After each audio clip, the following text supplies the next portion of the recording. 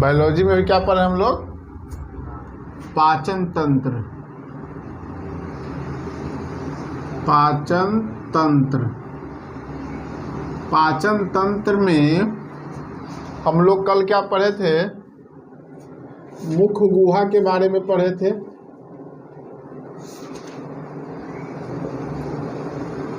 मुख गुहा, पाचन कहाँ से प्रारंभ होता है? तो पाचन मुख गुहा से प्रारंभ होता है और कहाँ पे समाप्त होता है? छोटी आंत में समाप्त हो जाता है। ठीक है, इस मुख गुहा में हमको पढ़ना क्या क्या है? तो इसमें पढ़ना है लार ग्रंथि के बारे में, लार ग्रंथि के बारे में, दूसरा पढ़ना है दांत के बारे में, और तीसरा पढ़ना है जीभ के बारे में। ठीक है, तो इस जीभ के बारे में हम पढ़ेंगे, जहाँ सेंस ऑर्गन पढ़ेंगे वहाँ पे किसके बारे में पढ़ेंगे? जीभ के बारे में पढ़ेंगे। और दांत के बारे में हम लोग कल पढ़ चुके थे, आज इसको एक बार रिवीजन करते हैं। दांत किसका मिलकर बना होता है? तो कैल्शियम कार्बोनेट और किसका?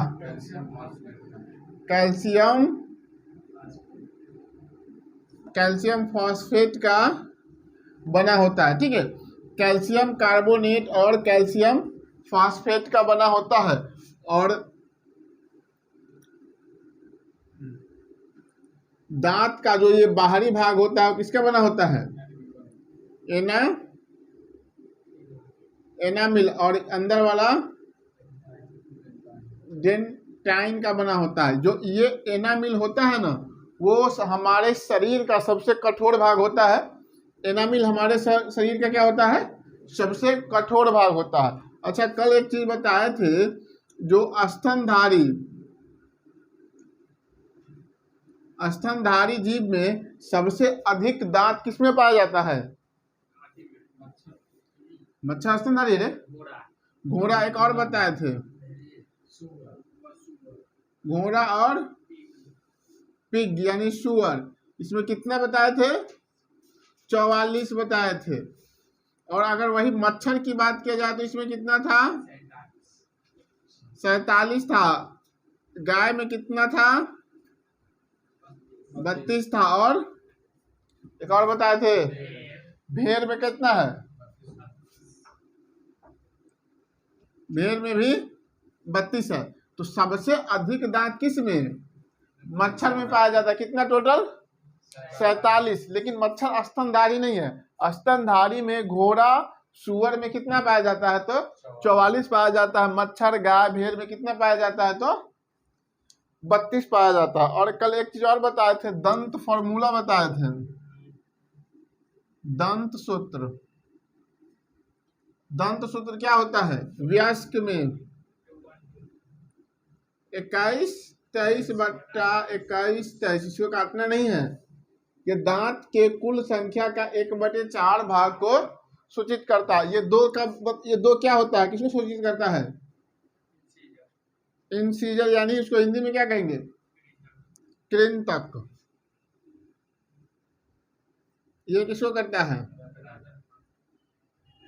ये किसको करता है? अग्र चवर्णक। ये किसको सूचित करता है? चवर्णक। ठीक है, कृंतक की संख्या कितना होता है? 8। इसमें 4 से गुना करते चलेंगे। रत्न की संख्या, अग्र चवर्णक की संख्या और चवर्णक की संख्या 12। ये किसका होता है? तो ये वयस्क का फॉर्मूला हो गया। ठीक है, वही अगर दंत फॉर्मूला अगर बच्चों की पूछा जाए तो वो कितना होता है? 21/02 बटा 21/02। देखो, ये भी कृंतक को, ये किसको? रदनक को। और बच्चों में चवर्णक दांत पाया ही नहीं जाता है। बच्चों में क्या नहीं पाया जाता है? सॉरी, अग्र चवर्णक प्रीमोलर नहीं पाया जाता है। और मोलर की बात किया जाए तो वयस्क में कितना पाया जाता है? 12। लेकिन बच्चों में कितना पाया जाएगा? तो ये 8 ही पाया जाता है। ठीक है, दोनों साइड एक एक कम रहता है। कौन? जो चवर्णक होता है दोनों साइड एक एक कम रहता है बच्चों में, उस रूम में रखा हुआ है। चवर्णक दोनों साइड बच्चों में एक एक कम रहता है, एक साइड एक कम एक साइड एक कम, तो दो कम दो नीचे कम दो ऊपर, यानी चार कम, यानी अग्र चवर्णक कितना हो गया, 8 हो गया। ठीक है, तो इतना हम कल पढ़ा चुके थे। आज हम लोग पढ़ेंगे लार ग्रंथि के बारे में।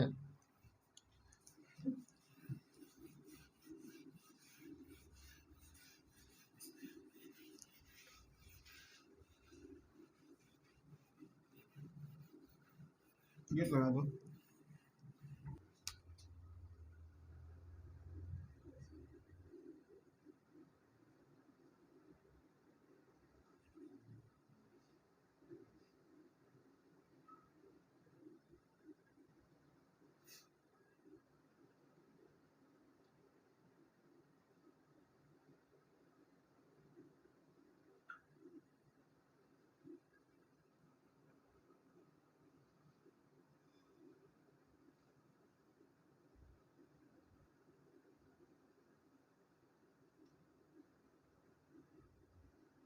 ठीक है, जो भी हो चलो ठीक है।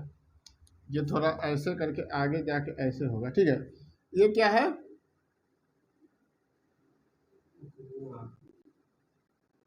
मुख गुहा। ये क्या है,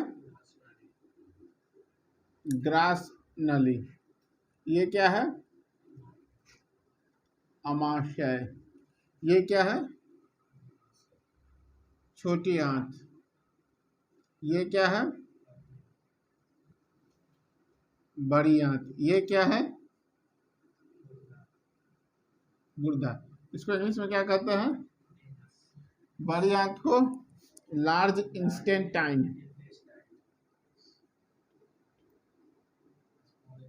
इसको कहते हैं स्मॉल इंस्टेंट टाइम। अमाशय को क्या कहते हैं, स्टोमक। ग्रास नली को ऑसोफेगस। मुख गुहा को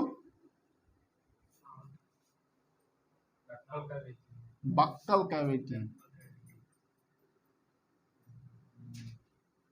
मुख गुहा को क्या कहेंगे, बक्कल कैविटी कहेंगे। ठीक है, तो हम लोग कल मुख गुहा को पढ़ना स्टार्ट किए थे। ठीक है, उसमें हम लोग पढ़े थे, क्या पढ़े थे, तो मुख गुहा में हम लोग पढ़े थे दांत के बारे में पढ़ लिए थे।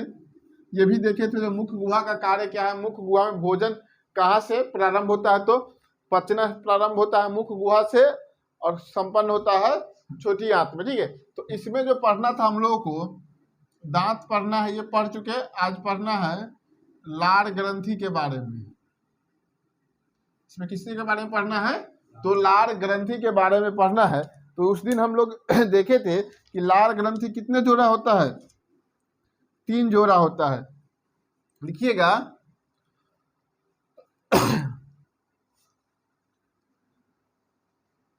लिखिए लार ग्रंथि, लिखिएगा स्टार लगा के।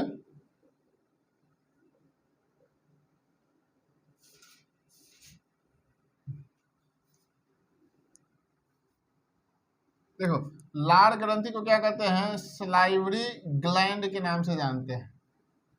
लार ग्रंथि को इंग्लिश में क्या कहेंगे, तो सलाइवरी ग्लैंड के नाम से जानते हैं। ये कितना होता है, 3 जोड़ी होता है। कौन कौन होता है, तो पैरोटिक होता है, पहला पे लिखना,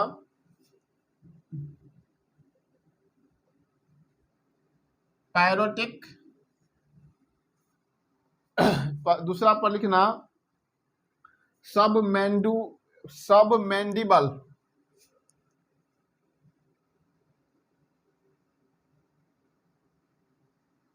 सब मैंडिबल। और थर्ड पे लिखना सबलिंगुअल। सब मैंडिबल और सबलिंगुअल।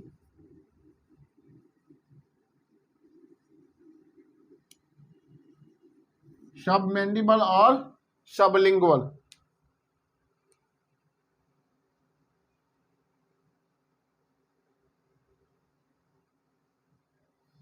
देखो, तो पैरोटिक ग्लैंड जो होता है ना, ये लार ग्रंथि में सबसे बड़ा होता है। उसके बाद ये होता है, और ये सब लिंगुअल क्या होता है, सबसे छोटा होता है। और मनुष्य अब पूरे एक दिन में लगभग 1.5 लीटर 1.5 लीटर लार क्या करता है, स्रावित करता है। यानी टोटल अगर मनुष्य में के मुख में अगर बात किया जाए तो पूरे दिन में 1.5 लीटर लार बनता है। ठीक है, लिखना इस बात को। लार ग्रंथि से प्रतिदिन 1.5 लीटर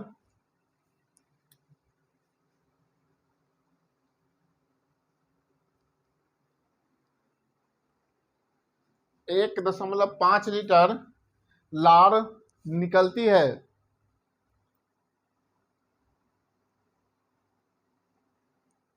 ठीक है, 1.5 लीटर लार निकलती है किससे, लार ग्रंथि से। देखो लिखो, लार ग्रंथि से 4 प्रकार के एंजाइम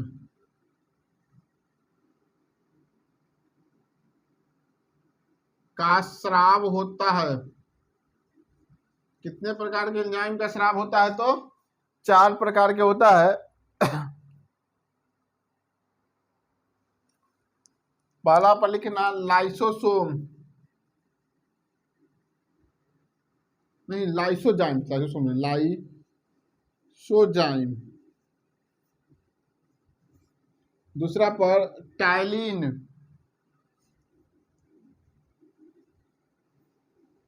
पहला पर लाइसोसोम, दूसरा पे टाइलिन, और थर्ड पे लिखना डाइस्टेज,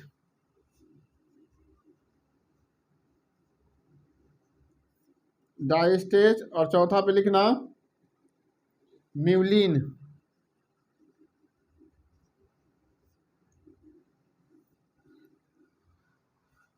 लार ग्रंथि से कितने प्रकार का एंजाइम निकलता है प्रतिदिन, तो लाइसोजाइम, टाइलिन, डाइस्टेज और म्यूलिन। देखो, तो इसमें जो टाइलिन का काम होता है ना, कीटाणुओं को जो अगर कोई मुख के माध्यम से अगर कोई कीटाणु प्रवेश करता है तो ये जो लार ग्रंथि में जो एंजाइम पाया जाता है लाइसोजाइम, वो क्या करता है, इसको मार देता है या नष्ट कर देता है। ठीक है ना, ये बच्चा में ज्यादा पाया जाता है। जैसे जैसे उम्र बढ़ते जाएगा आदमी का ये घटते जाता है, लेकिन बच्चों में ये सबसे अधिक पाया जाता है। ठीक है ना, और ये जो होता है टाइलिन और डाइस्टेज, ये मंड यानी शर्करा या स्टार्च का बना होता है। ठीक है, और म्यूलिन का जो काम होता है, शर्करा जो होता है ना उसको कार्बोहाइड्रेट में बदल देता है। म्यूलिन क्या करता है, शर्करा को कार्बोहाइड्रेट में बदल देता है। ठीक है, तो इसको लिखना एक बार। देखो, लाइसोजाइम एंजाइम, सीधे नहीं है, एरो देकर के नीचे लिखो ना, लाइसोजाइम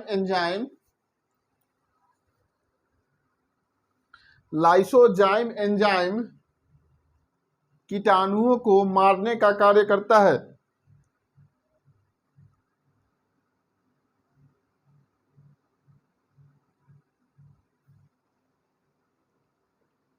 हो गया,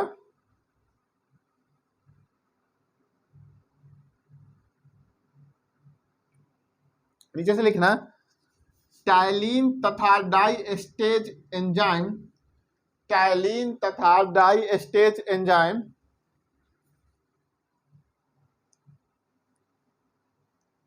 स्टार्च को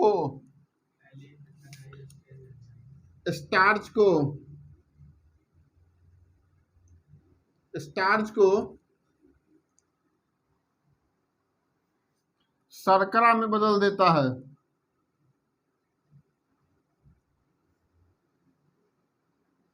स्टार्च को शर्करा में बदल देता है। ठीक है, स्टार्च को शर्करा में बदलने का काम कौन करता है तो टाइलिन एंजाइम करता है। उसके बाद लिखना म्यूलिन एंजाइम भोजन को चिपचिपा बना देता है। भोजन को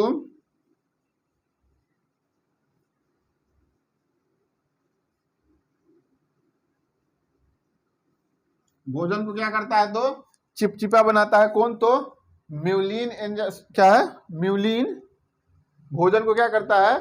चिपचिपा बना देता है। देखो, और मानव में सर्वाधिक अगर स्राव की बात किया जाए या निर्माण का, तो कौन एंजाइम होता है? तो वो होता है टाइलिन एंजाइम होता है। लिखना मानव में सर्वाधिक टाइलिन एंजाइम पाया जाता है।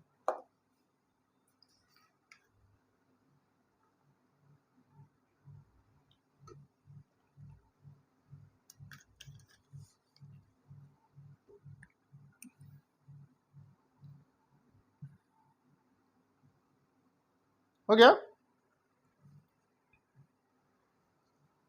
मनुष्य में सबसे ज्यादा कौन पाया जाता है? तो टाइलिन एंजाइम पाया जाता है। देखो, जो तीन जोड़ी जो पाया जाता है, क्या? लार ग्रंथि। इसमें जो पैरोटिक ग्रंथि ग्लैंड है ना, ये पैरोटिक ग्लैंड, अगर देखना इसमें क्या होता है, पैरोटिक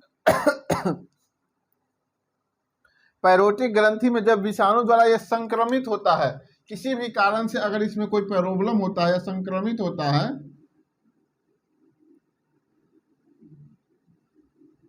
ये जो पैरोटिक ग्लैंड जब संक्रमित होता है, तो देखना यहाँ पे गलसोत की जो बीमारी होता है, गाल फूलने वाला, वो होने लगता है। किससे होने लगता है? तो पैरोटिक ग्लैंड जब विषाणु से ग्रसित होता है, तो मनुष्य में गला फूलने या गलसोत जो बीमारी होता है, वो देखने को मिलता है। तो लिखना इस बात को, पैरोटिक ग्लैंड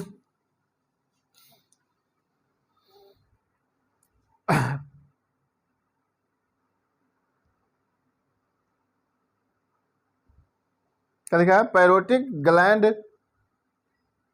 जब विषाणु द्वारा संक्रमित हो जाता है, जब विषाणु द्वारा संक्रमित हो जाता है, तो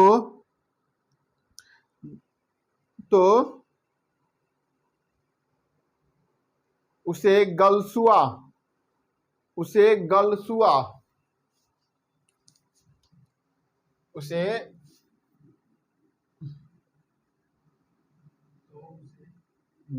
कहते हैं। क्या कहेंगे? उसे गलसुआ कहेंगे या गलसोत उसी को कहते हैं। ठीक है, गलसुआ या क्या कहेंगे? ठीक है, गलसोत कहेंगे। ठीक है, लेकिन जो ये सांप में जो पैरोटिक ग्लैंड होता है, सांप में ये इसके जहर की थैली का काम करता है। ठीक है, यही से वो सांप क्या करता है? तो पैरोटिक ग्लैंड से विष क्या करता है? निकालता है। जब किसी को डसता है, तो उसमें से जो विष निकलता है, वो किससे निकलता है? तो पैरोटिक ग्लैंड से ही निकलता है। इस बात को लिखना, सांप में पैरोटिक ग्रंथि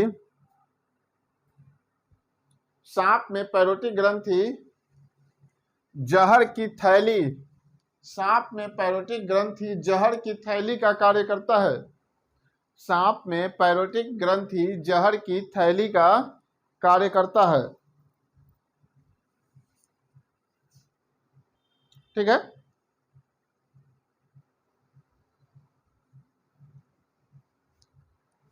ठीक है। और लार ग्रंथि में सबसे बड़ा कौन है? तो पैरोटिक ग्लैंड ही होता है। लार ग्रंथि में सबसे बड़ा ग्रंथि पैरोटिक ग्रंथि। लिख लो इस बात को, लार ग्रंथि में सबसे बड़ी ग्रंथि पैरोटिक ग्रंथि होती है। लार ग्रंथि में सबसे बड़ी ग्रंथि पैरोटिक ग्रंथि होती है। ठीक है,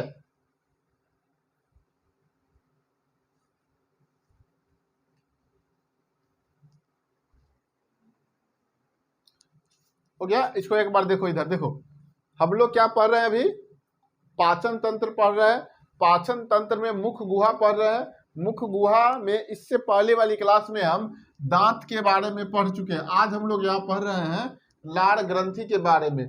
तो मनुष्य में लार ग्रंथि कितनी होती है? 6 होती है। जोड़ी में पूछा जाए तो कितना होता है? तीन होता है, पैरोटिक ग्रंथि होता है, सब मैंडुबल होता है और सब लिंगुअल होता है, ठीक है ना। देखो तो सबसे बड़ी लार ग्रंथि कौन होता है? पैरोटिक पैरोटिक ग्रंथि होता है। अगर इसमें विषाणु से ये संक्रमित होता है तो गला फूल जाता है, जिसको क्या कहते हैं? गलसुआ बीमारी कहते हैं, ठीक है ना। और सांप में यही जो है विष के मतलब जहर की थैली का काम करता है, कौन करता है? तो पैरोटिक ग्रंथि करता है, सबसे बड़ी पैरोटिक ग्रंथि, उसके बाद सब मैंडुबल, उसके बाद सॉरी सब मैंडिबल और उसके बाद सब लिंगुअल होता है, ठीक है ना। अब मनुष्य का शरीर, जैसे मनुष्य के लार ग्रंथि से प्रतिदिन कितना एंजाइम लार निकलता है? तो 1.5 लीटर निकलता है, ठीक है ना। और लार ग्रंथि से कितने प्रकार के एंजाइम निकलता है? तो 4 प्रकार का, लाइसोजाइम एंजाइम, टाइलिन एंजाइम और डाइस्टेज एंजाइम, ठीक है। और म्यूलिन। देखो तो इसमें जो लाइसोजाइम का काम क्या है? जो कीटाणु को क्या करता है? मारता है। और टाइलिन का काम क्या है? ये स्टार्च को, टाइलिन और डाइस्टेज एक ही काम करता है लगभग। ये क्या करता है? स्टार्च को शर्करा में बदल देता है। और म्यूलिन एंजाइम का काम है, ये भोजन को क्या करता है? चिपचिपा बना देता है। और सबसे अधिक इसमें कौन पाया जाता है? कौन एंजाइम? तो टाइलिन एंजाइम पाया जाता है, यहां तक है, ठीक है। अब इसमें एक बच जाता है मुख गुहा में, जीभ, ठीक है ना। ये क्या बच जाता है? जीभ बच जाता है, जिसको किसमें पढ़ना है हम लोगों को? सेंस ऑर्गन में पढ़ना है कि जीभ से अगला भाग से कैसा स्वाद आता है, पिछला भाग से कैसा स्वाद आता है, बीच वाला से क्या आता है, ये सब हमको पढ़ना है कहाँ पे? सेंस ऑर्गन में, ठीक है। तो यहां तक समझ में आ गया। उसके बाद अगला पॉइंट लिखिए, ग्रास नली, ऑसोफेगस, ऑसोफेगस या ग्रास नली।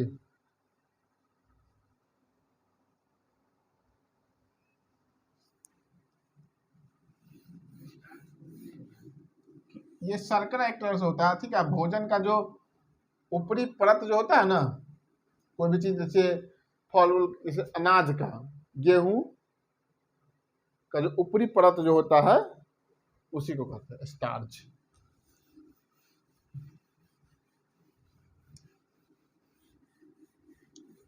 नेक्स्ट क्या है?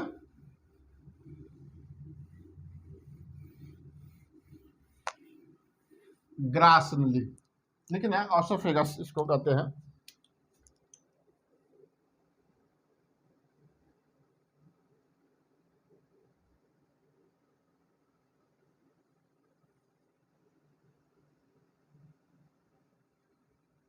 ऑसोफेगस, देखो इसकी एवरेज लंबाई, एवरेज या औसत लंबाई लगभग 15 सेंटीमीटर होता है। इसकी औसत लंबाई लगभग 15 सेंटीमीटर होता है,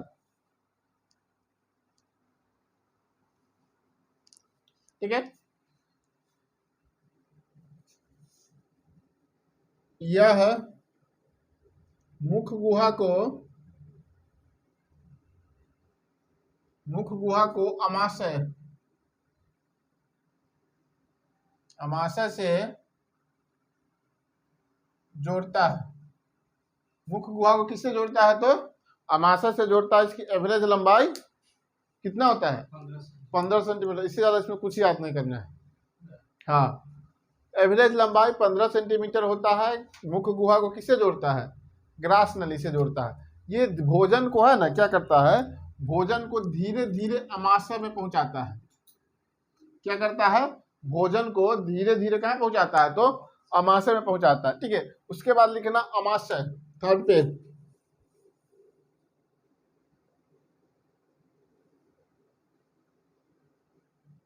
अमाशय को क्या कहते हैं?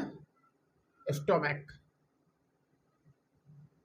स्टोमैक,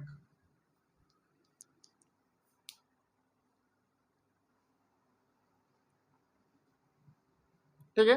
तो इस इमेज को बना मिटाते हैं, डायरेक्ट हम लोग क्या इसका इमेज बनाते हैं? अमाशय का इमेज बनाते हैं। केवल उसमें अमाशय होगा,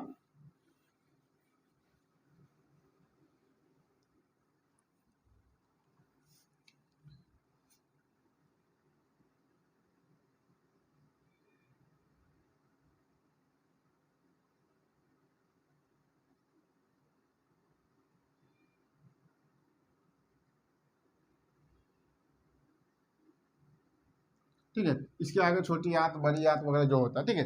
तो ये जो अमाशय होता है इसको हम लोग कितने पार्ट में बांट के पढ़ेंगे, तो इसको पढ़ना है 3 पार्ट में पढ़ना है, तीन पार्ट में पढ़ना है, ठीक है ना। अमाशय को कितने पार्ट में पढ़ना है, 3 पार्ट में। इसका आकृति कैसा होता है, तो थैली नुमा होता है, लिख लेना थैली नुमा।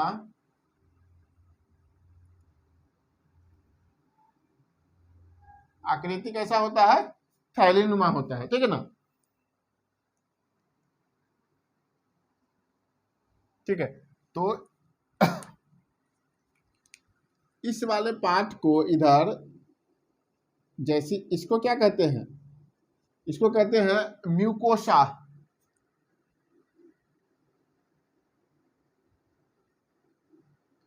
इसको म्यूकोसा कहते हैं और इसको कहते हैं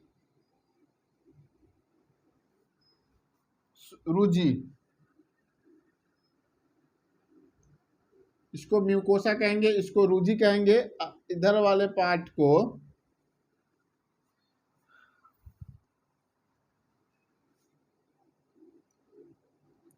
इसका इंग्लिश नाम भी याद रखना है, इंग्लिश में इसको कहते हैं कार्डियक।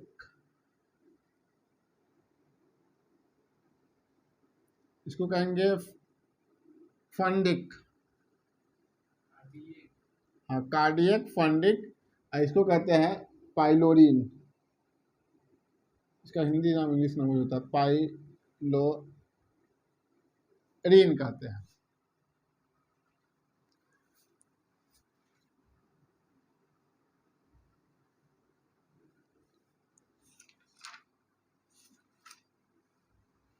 अच्छा, उस दिन बताए थे यहाँ पे कौन चीज पाया जाता है, पैंक्रियाज होता है। इसको इंग्लिश में क्या कहते हैं, पैंक्रियाज को, सॉरी पैंक्रियाज इंग्लिश ही होता है, इसका हिंदी होता है अग्नाशय, होता है ना। इस साइड बताए थे पित्ताशय होता है, इसको गॉल ब्लैडर कहते हैं।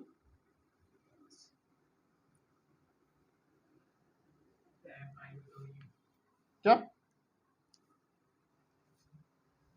ये पाइलोरिन है, हाँ पाइलोरिन है, फंडिक है, कार्डियक है, कार्डियक फंडिक और पाइलोरिन होता है, ठीक है। तो यहां से क्या करता है, यहां से निकलता है क्या, तो यहां से हाइड्रोक्लोरिक एसिड, इधर से क्या आता है, हाइड्रोक्लोरिक एसिड आता है, ठीक है। इसमें डायरेक्टली आता है, ठीक है, म्यूकोसा वाले पार्ट में। इधर से है पित्ताशय से क्या निकलता है, तो जठर रस निकलता है,